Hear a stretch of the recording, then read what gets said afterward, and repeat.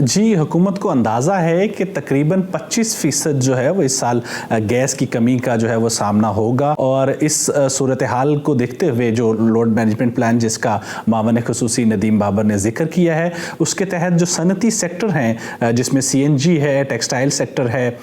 खाद की जो सनत है वो बहुत बड़ी तादाद में गैस जो है वो इस्तेमाल करती है और दीगर जो सनती सेक्टर हैं उनको जो है वो गैस की फराहमी मुअत्तल की जाएगी मुख्तलिफ दिनों में, मुख्तलिफ औकात में, और इस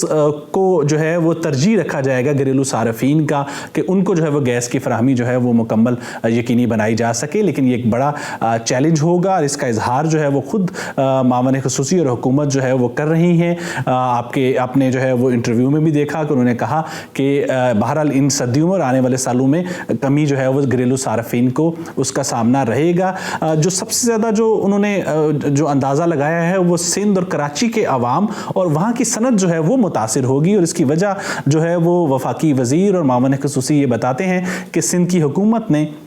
जो 17 किलोमीटर की एक पाइपलाइन है जो कि LNG टर्मिनल से एक प्लांट को जो है वो जानी है, वो उसकी इजाज़त नहीं दी है और उसकी वजह से जो है वो गैस की फराहमी सिंध और उसके सनती इलाकों को जो है वो कम फराहम की जा सकेगी, इजाफी नहीं दी जा सकेगी और वो सबसे ज़्यादा मुतासिर होंगे।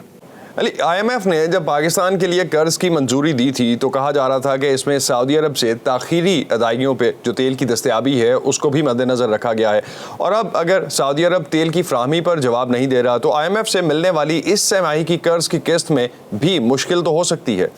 जी, IMF ने जो पाकिस्तान के साथ जो प्रोग्राम फाइनल किया था उसमें सऊदी अरब से जो 12 अरब डॉलर की जो इमदाद थी उसको देखते हुए पाकिस्तान के लिए प्लान जो है वो तरतीब दिया था और अब पाकिस्तान को चूंकि ये उधार पर तेल जो है वो नहीं मिल रहा तो IMF की तरफ से ये सवाल जो है वो उठाया जा रहा है पाकिस्तानी हुकाम के साथ कि इस कमी को, ये जो खसारा है इसको कहाँ से पूरा किया जाएगा। अगरचे नदीम बाबर ये कह रहे हैं कि मुआहदा हो जाएगा, लेकिन वो खुद ही ये कहते हैं कि ये मुआहदे की जो रकम है, जो